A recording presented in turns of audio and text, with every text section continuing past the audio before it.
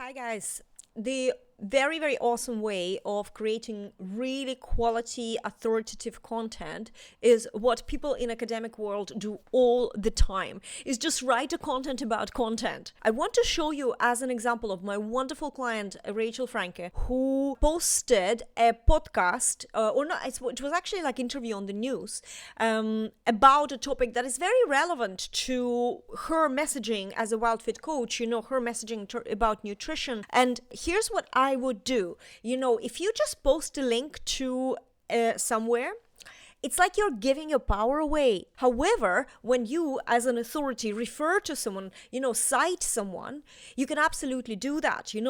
That's the principle of the academic world. They take somebody's work and then they talk about it. They mention, who it is. If we digitally, we can give a link to the original source, but your goal is to take what they're saying and say it. Right? So for your audience, you're the one who delivers this. And people need connection. They need to attribute the information to a face.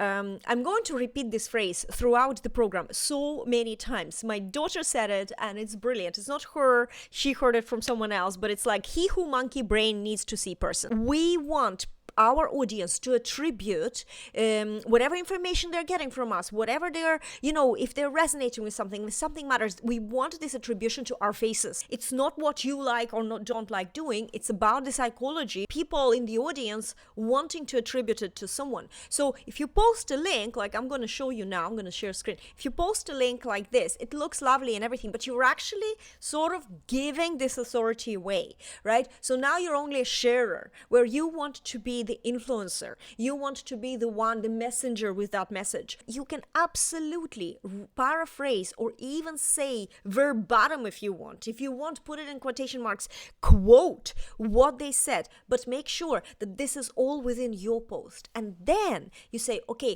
and if you really want to listen to it yourself, if you have a few minutes, I'll put the link in the comments. So I don't actually have to go and listen. Maybe it's inconvenient for me, but glancing through your post, I'm creating a connection to you because I'm hearing it out of your mouth, right, in a way. And yes, you're referring to some geezer that I don't know. I'm sure he's a lovely man and knows everything, but you are the one who told me this. Now, all this attribution of authority and influencing and, great knowledge and caring for my health is for you, right? Not to, it goes, my attribution of this newfound discovery goes to you and not to some person that I don't know, don't care, that kind of way. And we have to think about it. We don't do it enough, right? So if it's a for example, a social media post, but it could be an article, a blog article, right? That's evergreen post that you're creating. And you can then have a link to this podcast, right? When you say, for example, Dr. Chris Van Tulker in Saturday Live, and you hyperlink this in your blog article to the big site. That's also healthy for your website to have links to big sites. Google will appreciate that you're also referring to authoritative platforms.